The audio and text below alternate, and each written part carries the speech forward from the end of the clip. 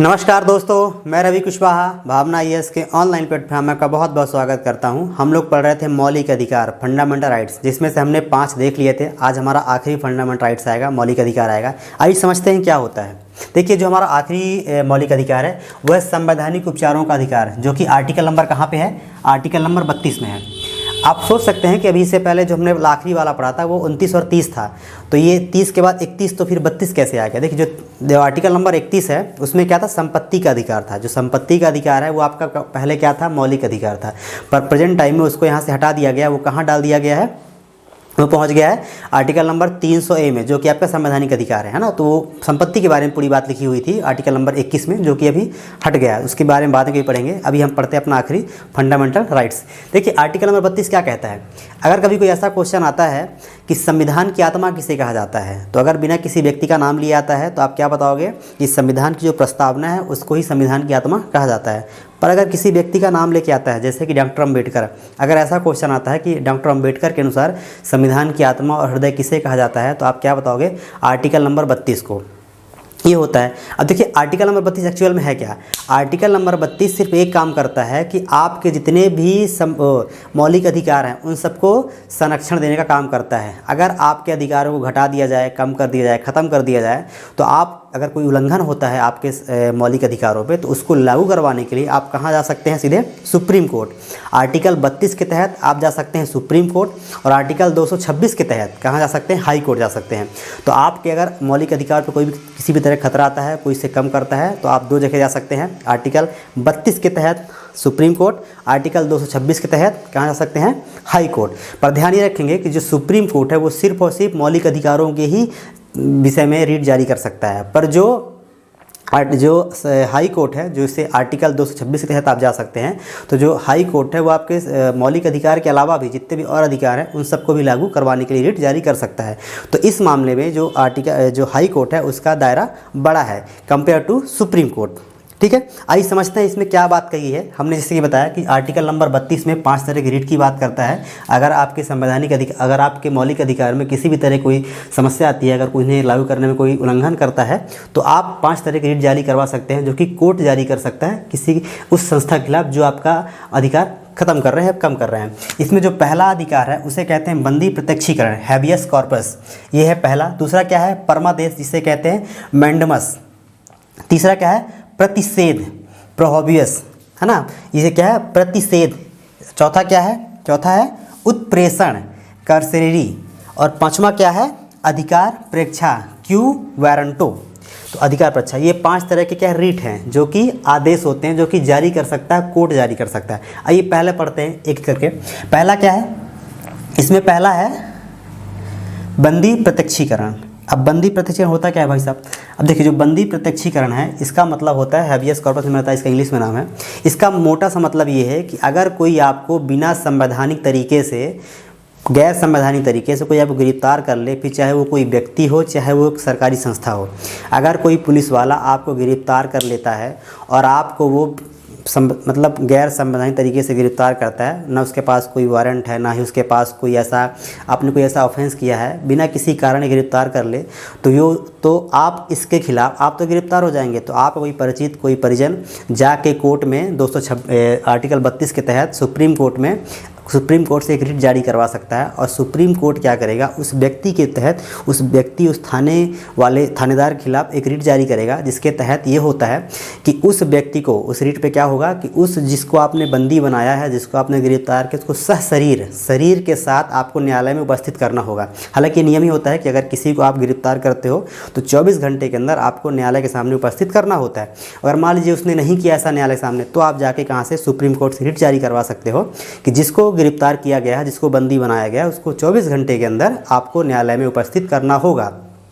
ठीक है, ये किसी सरकारी संस्था के खिलाफ भी जारी हो सकता है, गवर्नमेंट ऑफिसर के खिलाफ भी जारी हो सकता है, और किसी निजी व्यक्ति के खिलाफ। मान लीजिए किसी व्यक्ति ने आपको बंदी बना लिया, आपको किडनैप कर लिया, तो आप उसके खिलाफ भी जाके वहाँ से रिट जारी करवा सकते हो कि उस व्यक्ति ने मुझे मतलब आप तो किडनैप हो जाओगे, आपको जो परिजन होंगे वो जाके बता सकते हैं कि इस फला व्यक्ति ने फला व्यक्ति को किडनैप कर लिया है, तो उसके खिलाफ भी रिट जारी हो सकता है कि आपने कैसे इसको कर लिया है। तो उस व्यक्ति के खिलाफ जिसने किडनैप किया है एक रिट जारी की जाएगी कि आपको, जिसको आपने किडनैप किया है, उस व्यक्ति को सह शरीर लेकर न्यायालय में उपस्थित होना है। तो ये पहला क्या है कि अगर कोई किसी को गिरफ्तार करता है तो उसको प्रोटेक्ट करने के लिए बनाया गया है बंदी प्रत्यक्षीकरण। दूसरा क्या है? दूसरा है परमादेश। अब देखिए परमादेश का मतलब क्या होता है? परमादेश का मतलब होता है परमादेश, है ना, समझ रहे हैं, परमादेश। इसमें एक बात मेन कही गई है परमादेश वाले में, वो ये बताया गया कि जो परमादेश होता है, जस्ट अ वेट, हाँ, परमादेश जो होता है वो किसी लोक अधिकारी के लिए मतलब यूज़ किया जाता है। जैसे मान लीजिए कोई व्यक्ति है, वो आपका काम करने से मना कर देता है, कोई सरकारी ऑफिसर है वो आपका काम करने से मना कर देता है, आप उनके पास गए, मान लीजिए आप थाने गए अपनी रिपोर्ट लिखाने के लिए और थानेदार आपकी रिपोर्ट लिखने से मना कर दे कि मुझे नहीं लिखना है, तो आप क्या कर सकते हैं, आप कहाँ जा सकते हैं? आर्टिकल 32 के तहत आप सुप्रीम कोर्ट जाके जज से क्या परमादेश करवा सकते हैं और वो आदेश देगा किसको? थानेदार को, और थानेदार को ही कहाँ बुला लेगा? सीधे सुप्रीम कोर्ट बुला लेगा। और पता है सुप्रीम कोर्ट पहुंचना मतलब किसी व्यक्ति के लिए बहुत बड़ी बात है। अब अगर वहाँ वो थानेदार पहुंच गया तो फिर बेटा उसकी नौकरी पे भी आ सकती है ना, तो ऐसा कभी भी कोई नहीं चाहेगा। तो ये इसीलिए दिया गया है कि अगर मान लीजिए कोई आपकी बात नहीं सुनता है, कोई ऑफिसर है आपकी बात नहीं सुनता है, आपका काम नहीं करता है, तो जो अगर आप सुप्रीम कोर्ट के पास चले गए हैं, रिट जारी करवा दिए हैं, तो उस व्यक्ति को काम करना पड़ेगा। वहाँ से सुप्रीम कोर्ट से रिट जारी होगी उस व्यक्ति के खिलाफ कि आपको इस व्यक्ति का काम क्यों नहीं कर रहे हो, आपको इस व्यक्ति का काम करना पड़ेगा, है ना। अब ये भी नहीं है कि आप ज़बरदस्ती किसी से काम करवा लो, अब किसी कोई काम नहीं है, वो काम उस व्यक्ति के कार्यक्षेत्र में आना चाहिए। आप पहुंच गया पटवारी के पास कि मेरा FIR लिखो, अब पटवारी का FIR लिखना तो होता नहीं है, वो तो होता है थानेदार का, तो जिसका जो काम है उसी से आप करवाओगे, है ना। ऐसा नहीं कर सकते हो कि आप किसी दूसरे से दूसरे काम करवा लो, ऐसा नहीं हो सकता। जिसका जो काम है उसी के पास आप जाओ, अगर वो काम करने से मना करे तो आप जाकर रिट जारी करवा सकते हो, ठीक है। तीसरा क्या है? तीसरा है प्रतिषेध। अब प्रतिषेध क्या होता है? देखिए प्रतिषेध और उत्प्रेषण, इसको हम एक साथ पढ़ेंगे। प्रतिषेध और उत्प्रेषण ये किसी व्यक्ति के लिए नहीं होता है, ये होता है न्यायालय के लिए, ये इंसानों के लिए नहीं होता, ये सिर्फ न्यायालय के लिए किया जाता है कि जो ऊपर की न्यायालय होती हैं वो अपने से जो नीचे वाली न्यायालय होती हैं, जैसे मान लीजिए सुप्रीम कोर्ट या फिर हाई कोर्ट, किसके लिए जारी कर सकती हैं? जो डिस्ट्रिक्ट कोर्ट होती हैं। इसमें मेन बात क्या कही गई है, पहले हम देखते हैं प्रतिषेध। प्रतिषेध का मतलब ये होता है कि अगर कोई न्यायालय ऐसा है, चाहे वो छोटा न्यायालय हो, जो बड़ा न्यायालय हो, अगर उस न्यायालय ने अपने क्षेत्राधिकार के, अपने न्यायिक अधिकार के बाहर कोई काम कर लिया, मान लीजिए हमारे रीवा कोई न्यायालय है, डिस्ट्रिक्ट कोर्ट है, और उसने इलाहाबाद के किसी केस को सुन लिया और उसका वहाँ पे सुनवाई चल रही है, तो क्या हो सकता है कि अगर आपको ऐसा लगता है कि ये तो यहाँ का कोर्ट है और केस कहाँ का है? इलाहाबाद का है, तो कैसे सुन सकता है? उसका जो न्यायिक क्षेत्राधिकार है वो तो रीवा तक है, उधर तो है नहीं। तो आप क्या कर सकते हो कि आप जा सकते हो सुप्रीम कोर्ट, और सुप्रीम कोर्ट क्या करेगा? उस लोअर कोर्ट के खिलाफ एक रिट जारी करेगा जो कि हो गया प्रतिषेध, और उस रिट में ये लिखा होगा कि आप जो काम कर रहे हैं, आप जो केस सुन रहे हैं, वो आपके क्षेत्राधिकार के, आपके न्यायिक अधिकार के बाहर का है, तो आप क्या करेंगे? उसको रोक देंगे। तो इसके खिलाफ क्या होता है कि जो कोर्ट अपने न्यायिक क्षेत्र के बाहर का कोई केस सुन रही होती है, उसको रोकना पड़ता है, तो क्या उस पर स्टे लगा देते हैं, उस पर रोक लगा देते हैं। तो आप अपने न्यायिक क्षेत्र के बाहर कोई भी केस नहीं सुन सकते हो, ठीक है। अगला क्या है? अगला है उत्प्रेषण। अब उत्प्रेषण क्या है? सेम चीज़ यही भी है, जो प्रतिषेध में है वही उत्प्रेषण में है। अब उत्प्रेषण में क्या है? इसमें भी ये किसके लिए है? ये छोटी अदालतों के लिए है, जो छोटी अदालतें हैं उनके लिए है, कि जो बड़ी अदालतें होती हैं वो क्या करती हैं कि जो छोटी अदालतें होती हैं, जैसे मान लीजिए ये तब जारी किया जाएगा जब केस चल रहा होगा, मतलब अभी सुनवाई हो रही होगी, तब होगा प्रतिषेध। पर अगर फैसला आ चुका है, कोई छोटा कोर्ट है, उसने किसी दूसरे जगह का केस सुन लिया और फैसला भी सुना दिया, फैसला आ गया, तब ये जारी किया सकता है उत्प्रेषण, कि जो आपने फैसला सुनाया है वो फैसला अवैध है, क्योंकि आपने जो फैसला सुनाया है वो किसी और के न्यायिक क्षेत्र का है। तो इसको क्या कर देगा? इस रीट के तहत उस फैसले को रद्द कर दिया जाएगा, जो फैसला सुनाया गया उस फैसले को रद्द कर दिया जाएगा, है ना। तो ये क्या है?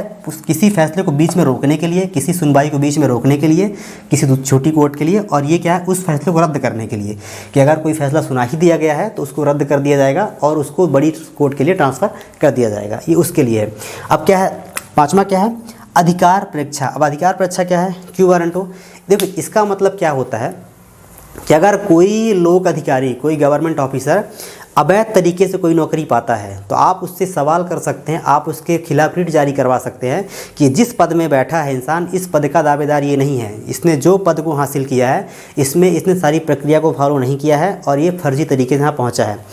अब कोई पटवारी बन जाए 15 लाख रुपए दे के, और कल जाके उसने कोई इस पर केस कर दे, कोई इस पर रिट लगवा दे कि इसने जो पटवारी का पद पाया है वो पेपर दे के नहीं पाया, वो 15 लाख रुपए दे के पाया है ना। ऐसा हमारे एमपी में बहुत चल रहा है इस टाइम पे।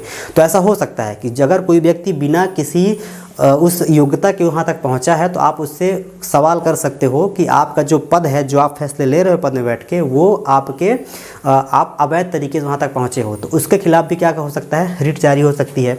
कि जो आप सरकार एक रिट जारी करेगा और पूछेगा कि आप अपने पद की दावेदारी बताओ, आप किस हैसियत से यहाँ बैठे हो, आपकी न्यायिक प्रक्रिया, आप किस प्रक्रिया के तहत यहाँ तक पहुँचे हो। तो ये 5 तरह की रिटें थी जो कि हमें दी गई हैं, जिसको डॉक्टर अम्बेडकर ने आत्मा हृदय बताया है कि आपका कोई भी अगर अधिकार हनन होता है तो आप इन रिट के तहत, आप इन सभी अधिकारों के तहत आप अपने अधिकार को बचा सकते हैं।